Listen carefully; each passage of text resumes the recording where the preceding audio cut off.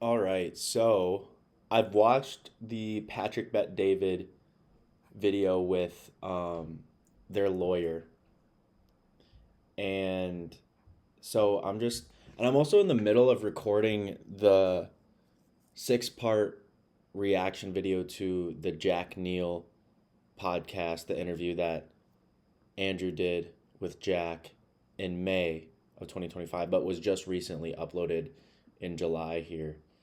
Um, so just sort of like catching back up with everything that's going on with the Tates. They were a huge part of my life, as far as like motivational, inspirational figures go. Like, I don't necessarily agree with the, like, I'm a Christian and I know Andrew's Muslim. So there's some like gray area there, but like on 90 to 95% of the stuff that Andrew has spoken on, I've found a lot of wisdom in. So, yeah. But anyways, let's just get into this video because this is interesting. I was about to go to sleep. I was on Twitter and this tweet came across my feed, okay? And I said, fuck it, we're not sleeping right now. Guys, the Tates need our help, okay? I saw this come across my feed. He basically says, I'm being held in SHU, the highest level of security which exists. No commissary, no visits, no contact with the outside world. My neighbor is a cannibal who screams throughout the night. Now, as you guys know, I'm very familiar with this jail. When I was a special agent back in the day with Homeland, I've literally dropped off 1 million people at this facility, man. FDC, Miami FDC is horrible. So I made some phone calls, got some things together. I'm asking y'all to do this for me. Please comment, like, and retweet this, okay? Here's a tweet I just wrote. To the U.S. Marshals, BOP, Miami FTC, and Rubio. As a former 1811 who personally processed and delivered hundreds of prisoners into this exact facility, I'm raising a precise legal and operational concern regarding the Tate brothers. They're currently on U.S. Marshal hold, pending extradition approval/denial in proceedings. They have not been convicted of any crime in the United States and, most importantly, are U.S. citizens, yet their status is that of extradition detainees. Over more than 3 years of proceedings in Romania, the brothers appeared at every required court hearing and judicial proceeding, more than 40 in total, without missing a single one. They even returned to Romania when summoned after travel restrictions were eased. That is a clear and documented record of compliance. Under Wright v. Henkel, 1940, bail in international extradition cases may be granted upon showing of special circumstances. A consistent multi-year history of appearing for every required court hearing constitutes precisely the type of special circumstance the court contemplated. I formally request that the court give full and fair consideration to bond. Further, under Bell v. Wolfish, individuals detained pending judicial proceedings cannot be subjected to conditions that amount to punishment. Restrictions must be reasonably related to a legitimate governmental objective. Arbitrary or unnecessarily harsh treatment fails that standard. As U.S. citizens who have not been charged with any crime in the United States, the Tate brothers should not be subjected to detention-like restrictions based solely on allegations made by a foreign government. At minimum, they should be released under reasonable supervision with appropriate reporting requirements and assurances they will appear for all required U.S. proceedings, meetings, or hearings. And I tagged the Marshal Service, obviously Federal Bureau of Prisons, Todd Blanche, the Attorney General, the Justice Department, and the State Department. Because at the end of the day, Marco Rubio is going to be the official and final, decider here. So I want to bring awareness to this, guys. You know, I literally just got online to bring awareness to this. I don't give a fuck about the money or the clout. The only thing I care about right now is you guys retweeting this and we make this shit fucking go viral, because there's nothing that gets the government more in tune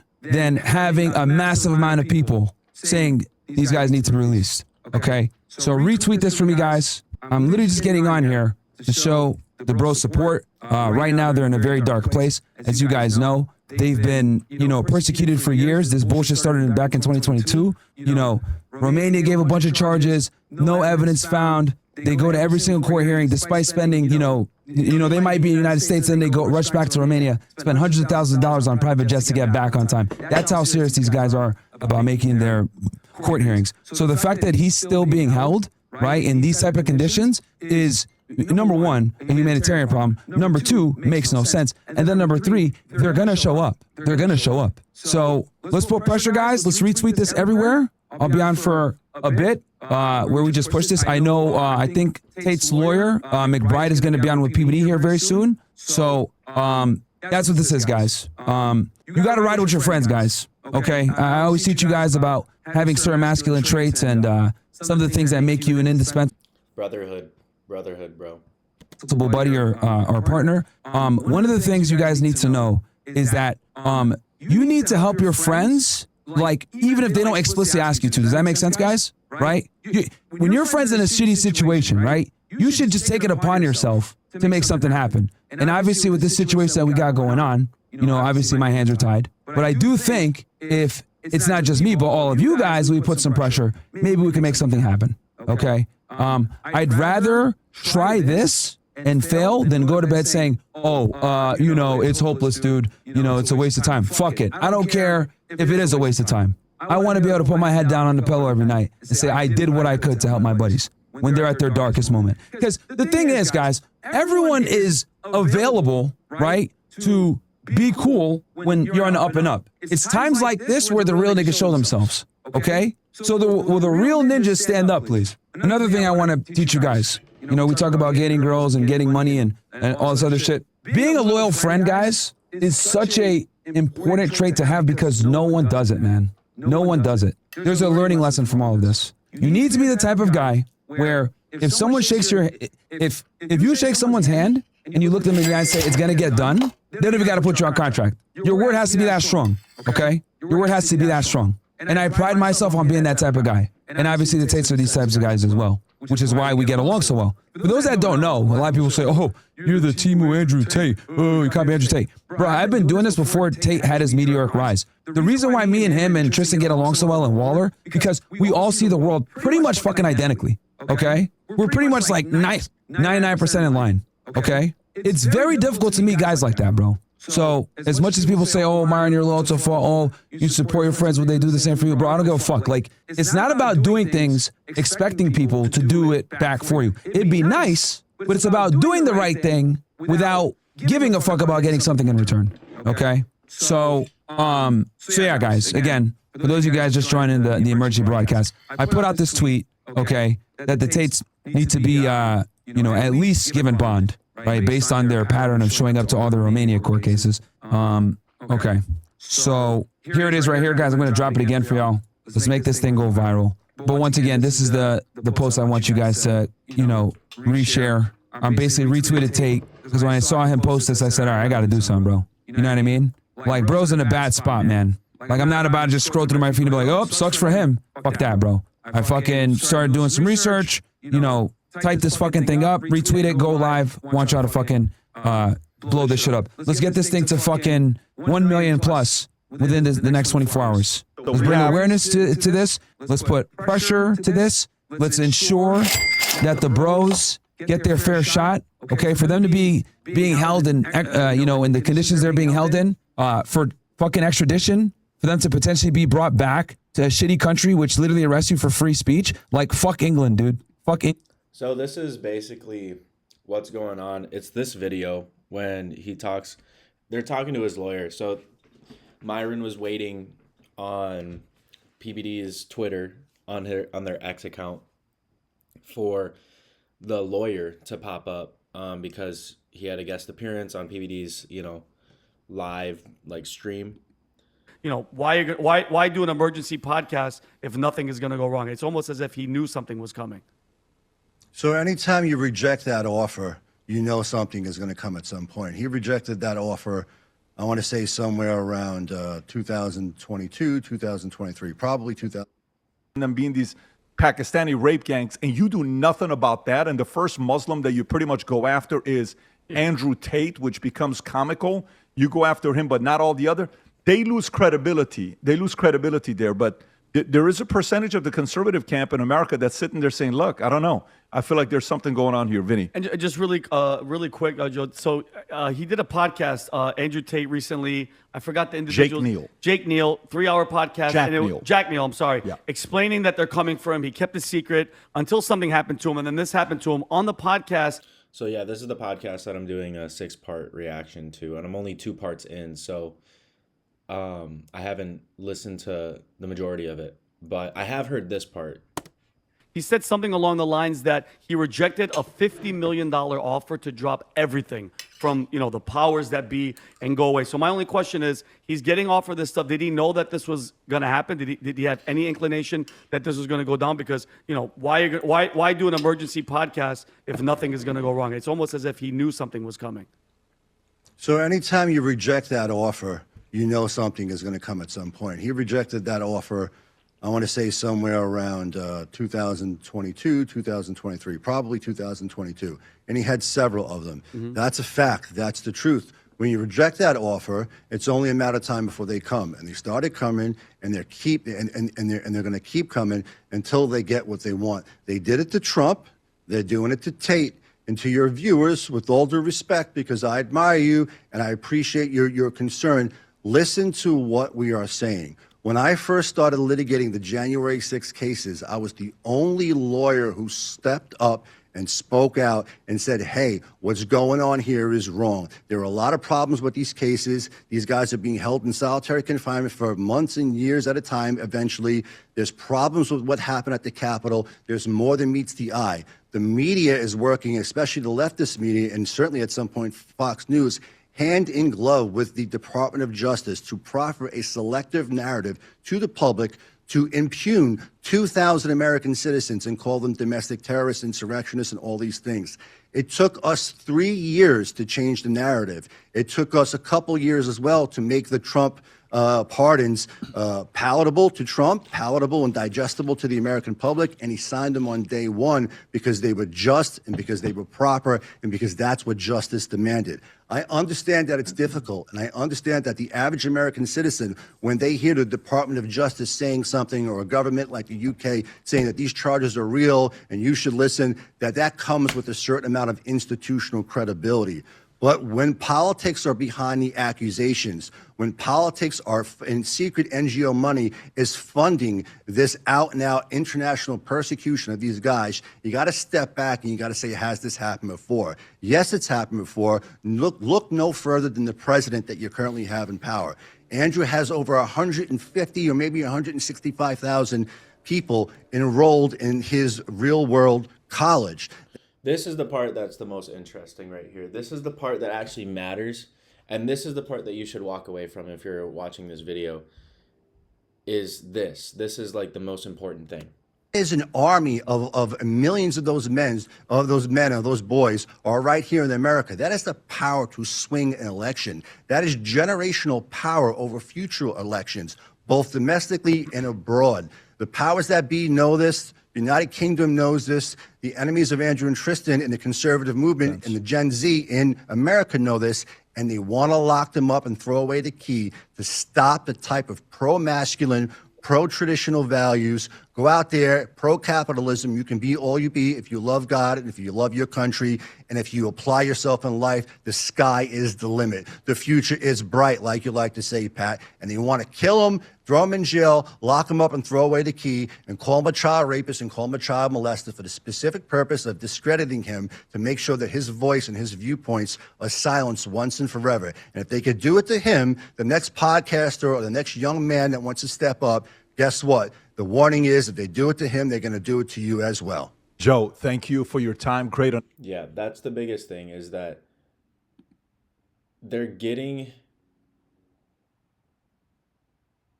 trying to silence masculinity. That's what feminism is. Feminism is not only what most people think as to be, empowering women, but feminism is like the feminization of men. It is anti-masculine. Masculinity is strong. It's protecting, it's a protector, it's a provider, it's a leader. And whoever's in charge, oligarchs, elites, global elites, they don't want the American people, they don't want the American men to be strong leaders who protect and provide for their people, for their country, for their families, for themselves, for God. They don't want that, because that means less power for them, right? if all the men of America are standing up for their own families and themselves and are actually the heads of their households and are the genuine leaders of their families and communities, that takes a lot of that takes a lot of power away from these elite government people, like these oligarchical type of people, right? I mean, power has to go somewhere. And if it's taken away from all the men that are neutered and castrized by these systems that can control society, like the educational system, the mainstream media, social media, the medical industry, the food industry, the judicial system, like all of these things. If those systems are in place to basically castrize all the men of America, where does that power go? That power is in the systems. That power is held and wielded by the people that create those systems and that manage those systems and keep those systems moving forward and operating. You get what I mean? So exactly like he said right here, you know. The powers that be know this. The United Kingdom knows this. The enemies of Andrew and Tristan in the conservative movement and the Gen Z in America know this. And they want to lock them up and throw away the key to stop the type of pro-masculine, pro-traditional values. Go out there, pro-capitalism. You can be all you be if you love God and if you love your country.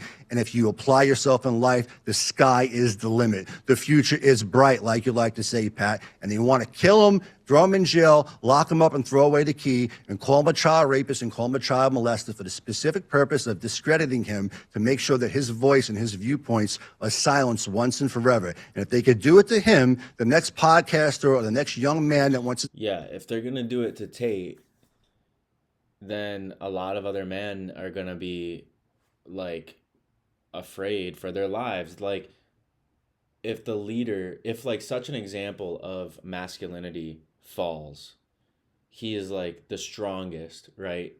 Like figuratively, then all the other men that haven't achieved as much aren't as accomplished or aren't as competent, whether that be, mentally, financially, physically, whatever it is, they're going to feel like they're less powerful. So if they take out the king, so to speak, then then we have no chance as the common man. You know what I mean?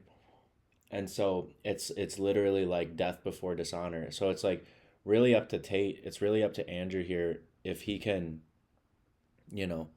and that's why Myron created that video of like, we need to support Andrew and Tristan, because it's like, we need to support them and give them as much strength as possible, because if they fall as like the face of honestly modern masculinity in a sense, like, then a lot of other young men are going to be like, we'll shoot, like we're screwed, and there'll be a giant morale dump. So either Andrew's going to have to, go to jail forever fighting against these guys, the elites, the people that wield the power of the systems of society, the societal systems, the cultural systems that program us. Like, he's either gonna have to go to jail forever, continuously, on and off, like he has been, or if they try to assassinate him, like, like Charlie Kirk, then, that's another thing too. Like, a true warrior spirit, like if he is a true warrior, it would be like death before dishonor. And of course, obviously, this is so easy for me to just say, right?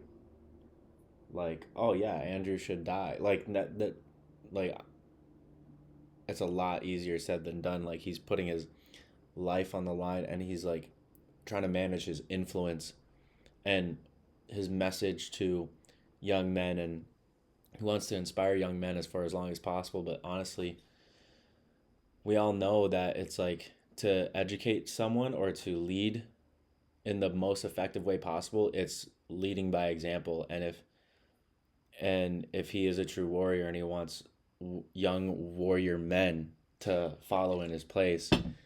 Like warriors, you know, have this thing where it's death before dishonor, you know? And so it's like, is he going to cower? Is he going to bend the knee to the elites? Or is he going to die for it, you know? And that kind of sets the tone for the rest of us in a way. The masculine youth of America and the world, you know, by extension. So we'll see what happens, but it's pretty interesting stuff. I think PBD goes on to talk just about some conference that they have coming up. But yeah, it's pretty interesting. There's Piers Morgan has this stuff going on. You saw the clavicular one where, you know, here's an hour-long thing from Michael Francis. Here's hour 45 by George Janko. You know, so there's a handful of things going on here. This is a month ago. 11 hours ago. But yeah, so we'll see what goes on. But yeah, maybe let's listen to a little bit more of this and see where that goes. This is a country that arrests people for fucking tweets, bro. These guys are U.S. citizens. It would be the UK, yeah. Fucking shame on the U.S. government if they extradited the Tate brothers to England. That would be a fucking abysmal. I remember, you guys should go watch the reaction to the podcast I just did, because I was literally just talking about how when I was discovering Andrew for the first time, it was like a month or two before, or like 2 or 3 months, 1 to 3 months probably, around there, I'm guessing, before he went to jail for the first time for 3 months. I'm pretty sure it was for 3 months. And it's crazy because as far as I know, Andrew and Tristan are in jail right now as I'm recording this video. It's July 23rd of 2026, so at like 10:03 p.m. Central Time in America, right? So yeah, I don't know, man. This is crazy because I remember the first time, the whole reason why I was so inspired by the Tates in the first place was because they were going through a lot of this type of stuff in real time as I was listening to them. And so it's like they're literally living the life of fighting against the matrix, fighting against the systems that I talked about, you know, the educational system, the judicial system, the mainstream media, social media, right? You have things like the educational system, the food industry, like big pharma, the medical industry is what I meant, right? Like all these giant systems that are there, they are in place, and they're operating, you know, protocol. Their operation is to basically keep us weak, keep us dormant, keep us, like, to cauterize us, you know, spiritually. And so, yeah, it's just a lot, you know, and it's happening right now again. And so there's sort of this fire that's lighting up in me as I learn about this kind of stuff, because it's happening right now. They're in jail right now. So, and that's part of the reason why I was so inspired by them in the first place, because again, they're living what they're preaching about. Make no fucking mistake about it. Andrew Tate and Tristan were huge contributors to Trump winning in 2024. You don't believe me? Kamala Harris wrote it in her fucking book, okay? Kamala Harris wrote in her book, page 176. She released this book, page 176, and I want you guys to read this. I want you guys to hear this. And I'm going to read this for you guys straight from her. I think this is sort of backtracking a little bit. Not really, because it's still political, but... Book, okay? Let me see here. Okay, quote, this comes from 107 Days by Kamala Harris. She just released it, I think, late last year. Pundits speak about the bro vote, the frat boy flank. I don't think of them in those reductive terms. Instead, I think about these young voters coming out of age during COVID, unnaturally isolated, their lives lonely, when they should have been at their most social. At the moment, at the very moment their world should have been widening and had been contracted. For some, the voice that filled that void. Widening as in becoming woke or becoming more progressive? Is that what she means? When they should have been at their most social. At the moment, at the very moment their world should have been widening and had been contracted. For some, the voice that filled that void. Yeah, we've established our principles and values, as masculine men.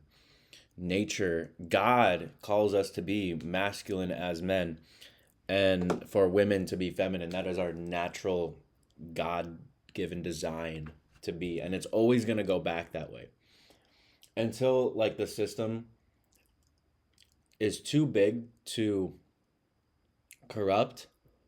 Even then, like you'll have, if the system is big, like like hive cities in like Warhammer 40K, where there's like trillions of people in a hive city. Pretty crazy science fiction stuff, but it's like until the system is so large, you're gonna, then at that point you're definitely gonna be able to control your people, and like America has already been able to do that pretty well with feminism and wokeism and all this kind of stuff. They've been able to control the populations, to sedate us, to cauterize us, to numb us, to subdue us, to basically brainwash us into being modern slaves, slaves that, get money, but only enough to pay for food and shelter, essentially. So, anyway, it's just, but I think like once the system gets so big, you start to have like micro communities that do revert back to the natural design of our gender roles.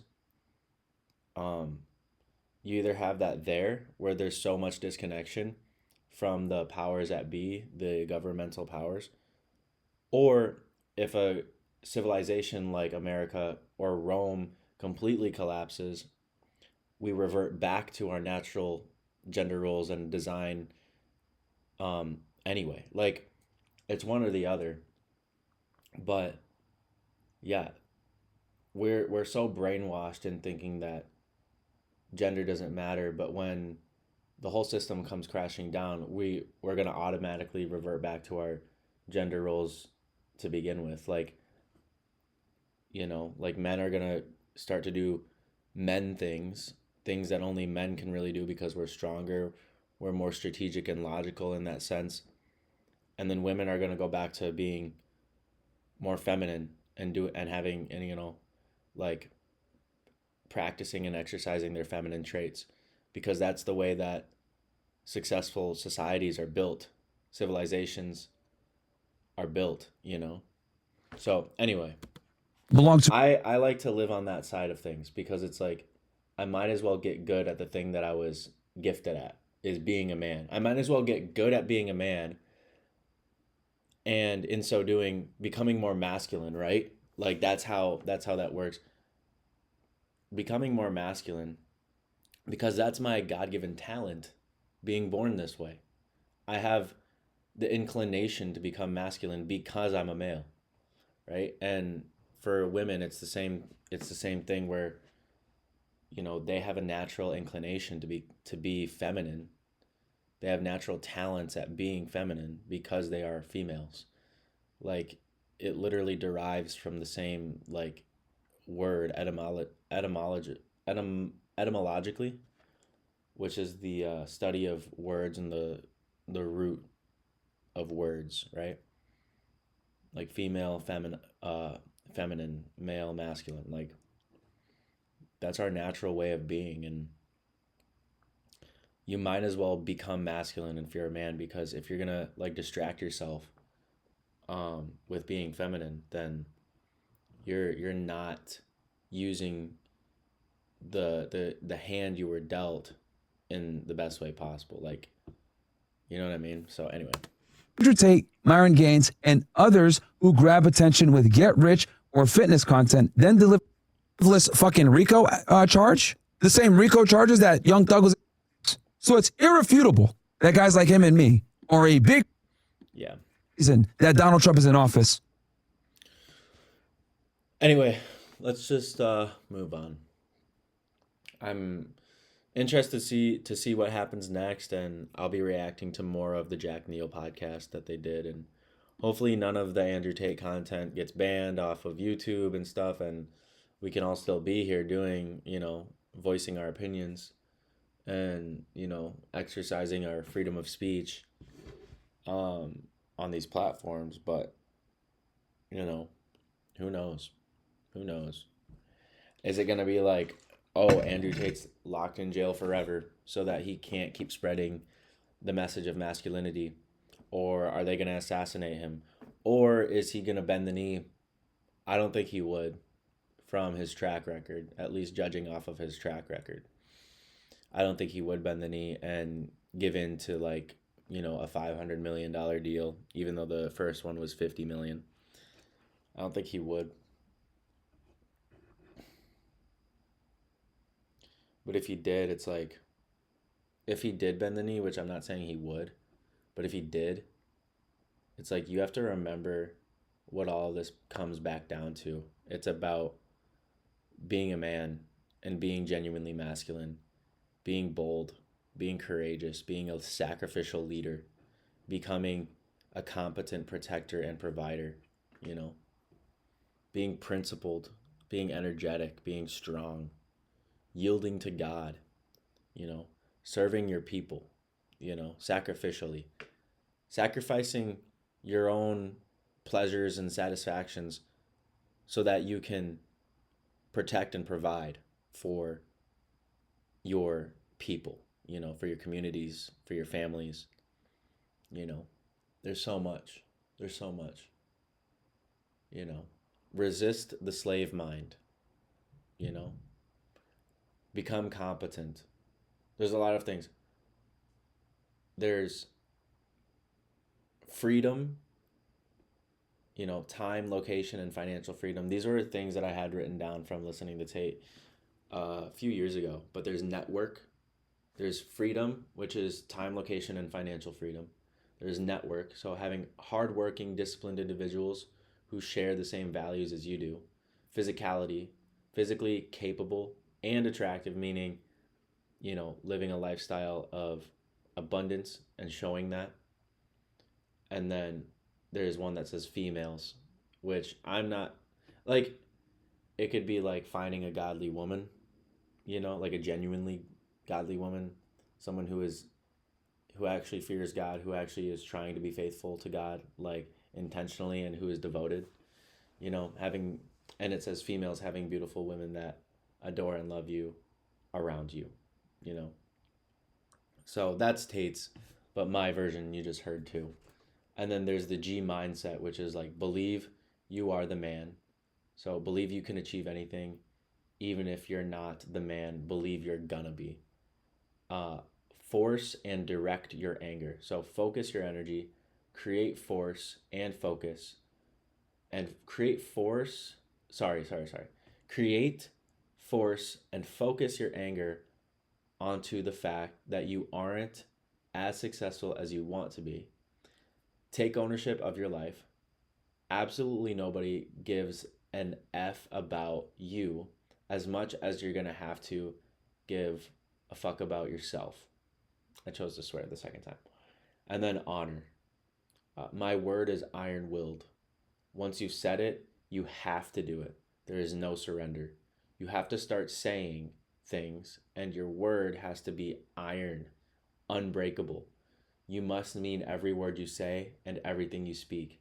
Honor your word. So these are just a few things from Tate that I've learned, and just to think that if it all, comes crashing down with Tate, then these are the things to remember.